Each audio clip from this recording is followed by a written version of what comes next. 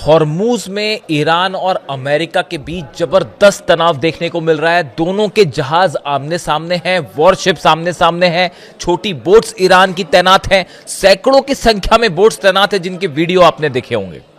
लेकिन इस बीच आज एक ऐसी खबर की चर्चा जिसने नॉर्थ कोरिया से लेकर अमेरिका तक सनसनी फैला दी है। मैंने नॉर्थ कोरिया का नाम लिया तो आप शायद समझ गए होंगे। खबर है किम जोंग उन के बारे में, और मैं सीधा मुद्दे पर आना चाहूं।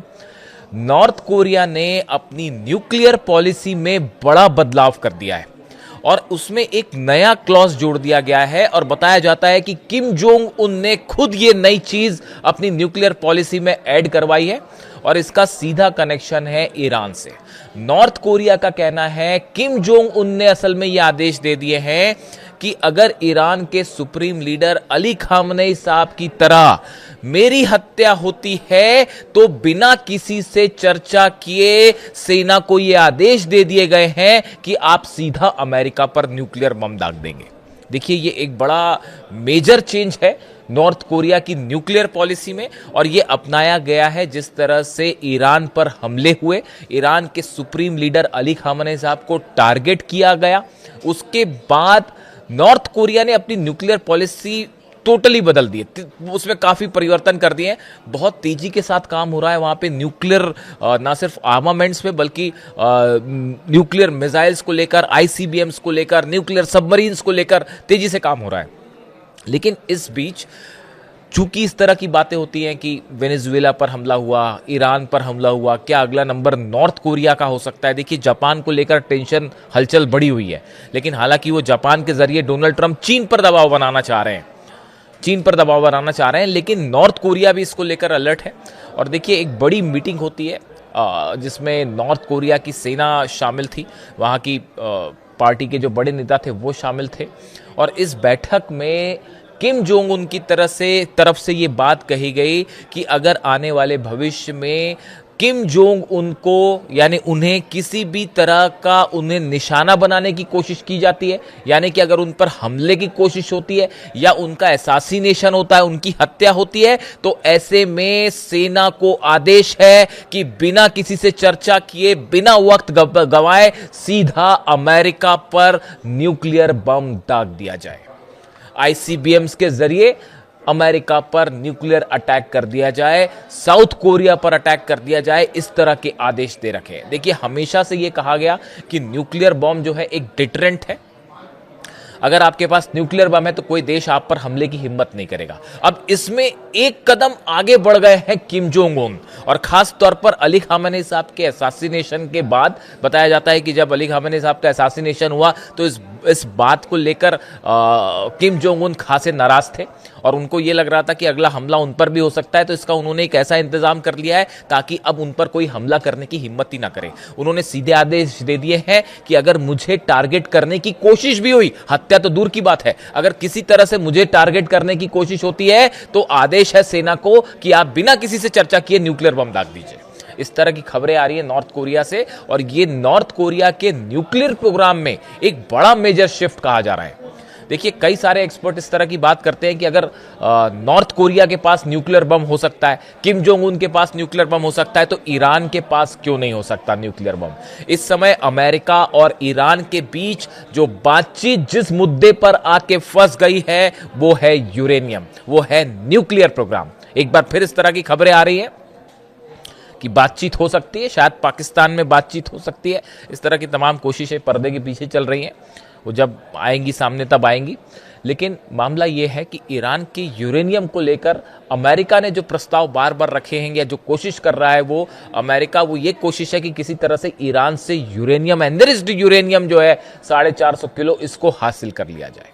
अभी हाल ही में आपने देखा होगा, खबरें देखी होंगी कि वेनेजुएला से जो एनरिच्ड यूरेनियम था, हालांकि वो उस लेवल का ग्रेड का नहीं था जो ईरान के पास है, लेकिन उसको अमेरिका की फोर्सेस ने IAEA की मदद से, कई साइंटिस्ट की मदद से वेनेजुएला से लेके वो अमेरिका चले गए।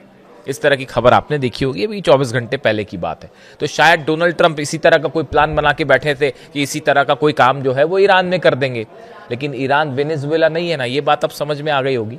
जिस तरह का रिस्पांस दिया है हॉर्मुज में ईरान ने, और जो 3 बड़े जंगी जहाज जो हैं उनको जिस तरह से ठोका गया, उसके बाद जो है ये बात संभवतः समझ में आ गई होगी डोनाल्ड ट्रंप को। ईरान की तरफ से साफ कर दिया गया है कि हम हॉर्मुज खोलने को तैयार हैं, आप अपनी सेना यहां से हटा लीजिए, अपने जहाज हटा लीजिए, हम हॉर्मुज खोल देंगे, लेकिन हम किसी भी तरह से अपना यूरेनियम किसी और देश को नहीं देंगे, हम यूरेनियम पर बात ही नहीं करेंगे। न्यूक्लियर जहां तक प्रोग्राम का सवाल है तो वो एक लिमिट में पीसफुल एनर्जी के लिए हमारे को जरूरत है, हम उसको रखेंगे, उस पर हम नेगोशिएशन नहीं करेंगे। ये बात ईरान की तरफ से साफ कर दी गई है, और इसी वजह से अब डोनाल्ड ट्रंप इस तरह की बात कर रहे हैं कि अगर ईरान नहीं माना तो हॉर्मुज में एक बार फिर से जो है वो ऑपरेशन, जो प्रोजेक्ट फ्रीडम प्लस चलाया जाएगा और वहां फिर से हमले किए जाएंगे। देखिए, ईरान का यूरेनियम ये एक ऐसी पहेली है।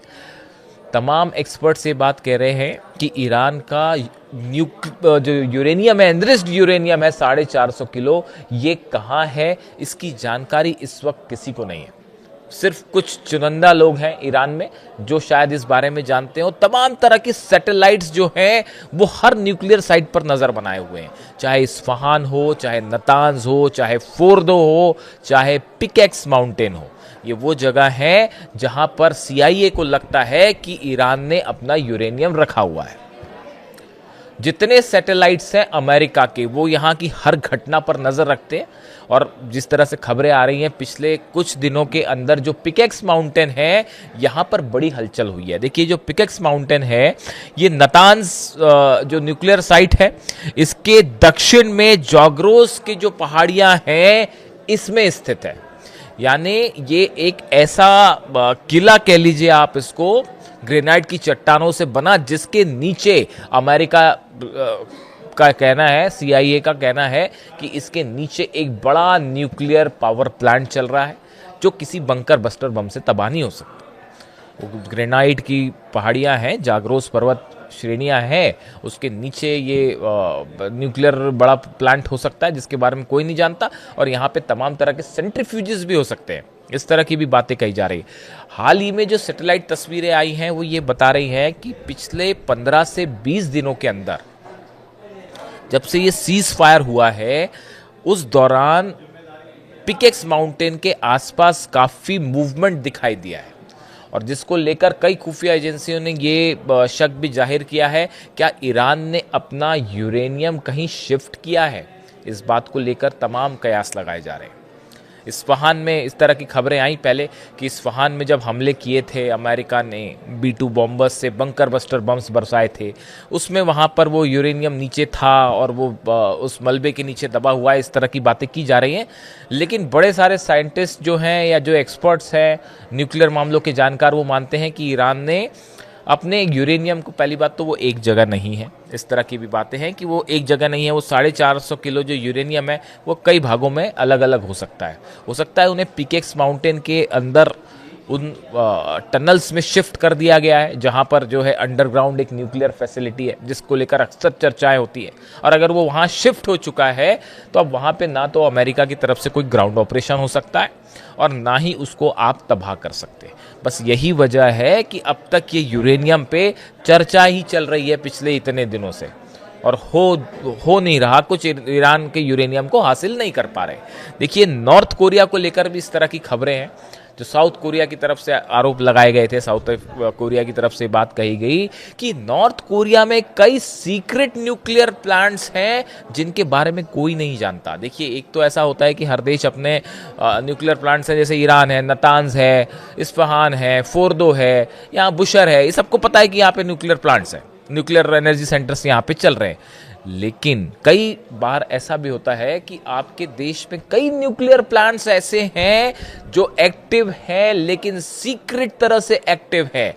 यही कहना था साउथ कोरिया का कि किम जोंग उन ने कई ऐसे प्लांट्स बना रखे हैं जहां न्यूक्लियर प्रोग्राम तेजी से चल रहा है, जहां पे परमाणु बम जो है 6 बार परीक्षण कर चुका है नॉर्थ कोरिया, यहां पर उसको तेजी से हथियारों के रूप में कन्वर्ट करने का काम चल रहा है, न्यूक्लियर सबमरीन्स का काम चल रहा है, इंटरकॉन्टिनेंटल बैलिस्टिक मिसाइल्स जो है उसको मजबूत करने का काम चल रहा है। यानी ये खास तौर पर ईरान पर हमले के बाद से और विशेष तौर पर अली खामेनी साहब पर हमले के बाद नॉर्थ कोरिया इस बात को सुनिश्चित करना चाहता है कि जो गुस्ताखी अमेरिका ने ईरान के साथ की वो नॉर्थ कोरिया के साथ नहीं होनी चाहिए, और जो अली खामेनी साहब पर जिस तरह से असैसिनेशन हुआ वो किम जोंग उन के साथ ना हो। इसके लिए पॉलिसी पुख्ता सील प्रूफ कर दी गई है कि अगर नॉर्थ कोरिया पर हमला हुआ कुछ सोचने की जरूरत नहीं है, आप सीधा एटम बम दाग दीजिए। इस तरह की खबरें हैं। तो देखिए, जब नॉर्थ कोरिया में सीक्रेट न्यूक्लियर प्लांट्स चल सकते हैं, देखिए दावे तो बड़े सारे हो रहे हैं।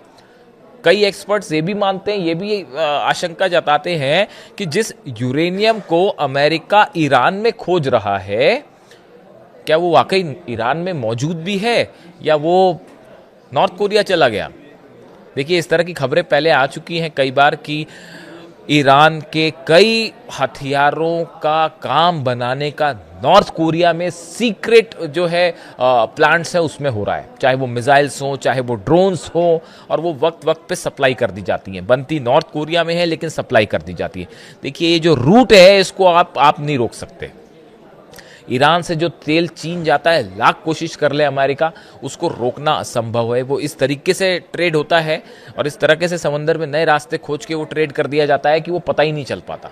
तो ऐसी हथियारों के आदान प्रदान को लेकर भी बड़ी सारी चीज़ें डाउट हैं कि चीन से जो कार्गो प्लेन पहुंचते हैं ईरान, तेहरान जब उतरते हैं तो उसमें क्या होता है, क्या चीज़ें उसमें नॉर्थ कोरिया से सप्लाई की गई होती है, या जब रशियन कार्गो कोई जेट अगर तेहरान उतरता है तो उसमें कहीं नॉर्थ कोरिया से कोई चीज़ सप्लाई। तो ऐसी बहुत सारी पॉसिबिलिटीज़ है जिसको लेकर बात की जाती है और इनको आप ओवररूल भी नहीं कर सकते। देखिए, ऐसी चीज़ों का कोई प्रमाण नहीं आएगा, प्रूफ नहीं आएगा लिखा हुआ, लेकिन पिछले 70 दिनों से, बल्कि और 72 दिन हो गए, 72-73 दिनों से ईरान अमेरिका को लगातार अपने घुटनों पर लाए हुए हैं।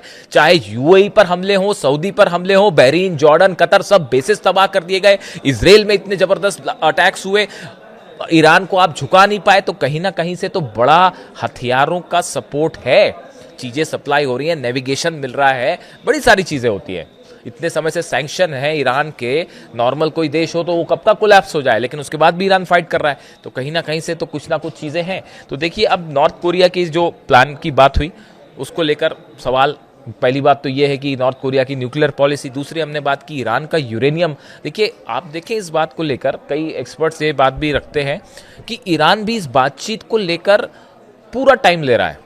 देखिए, अमेरिका तो अपना टाइम लगाई हुआ, अमेरिका बल्कि ज़्यादा जल्दी में है कि किसी तरह से ईरान का यूरेनियम हासिल कर ली जाए। लेकिन आप देखें, जब ईरान पर हमला होता है तो ईरान हमले भी कर देता है तुरंत। वो यूएई पे भी उसने मिसाइल मार दी 2-3 बार, और जो है हॉर्मूज में भी भिड़ गया। लेकिन फिर जब बातचीत वाली बात होती है तो ईरान कहता है अच्छा हाँ ठीक है, हम विचार करते हैं आपके प्रस्ताव पर। फिर वो बातचीत वाली बात चलने लगती है। हो क्या रहा है समझिए, ईरान कहीं झुक नहीं रहा है, या बातचीत करने के लिए ईरान उतावला नहीं है। ये एक स्ट्रैटेजी भी हो सकती है कि ये टाइम बाइंग स्ट्रैटेजी है, और एक दिन आप सो के उठें और पता चले, खबर आए कि पिकेक्स माउंटेन के आसपास जो है वो एटमी धमाका हो चुका है और ईरान अब न्यूक्लियर स्टेट है। क्या ऐसा भी है? इस तरह की भी कई साइंटिस्ट इस तरह की भी आशंका जता रहे हैं कि भाई ये भी संभावना है कि जो टाइम पीरियड बाय किया जा रहा है बातचीत के नाम पे, क्या ईरान का पिकेक्स के माउंटेन्स के नीचे तेजी से कोई फाइनल स्टेज में है न्यूक्लियर प्रोग्राम? इस तरह की भी पॉसिबिलिटीज तो बहुत सारी हैं। लेकिन अब देखिए, हकीकत जो ये है कि हॉर्मूज को लेकर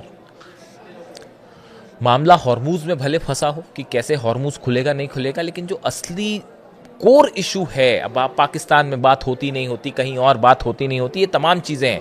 लेकिन यूरेनियम को लेकर, न्यूक्लियर प्रोग्राम को लेकर दोनों में डेडलॉक है, और ये डेडलॉक आप किसी भी शर्त पर कुछ भी बात करते रहे, किसी चीज़ का कोई नतीजा नहीं निकलेगा जब तक यूरेनियम को लेकर कोई समझौता नहीं होता। और ईरान का स्टैंड साफ है, ईरान अपना यूरेनियम किसी कीमत पर नहीं देगा, इसके लिए चाहे जंग ही क्यों ना करनी पड़ जाए।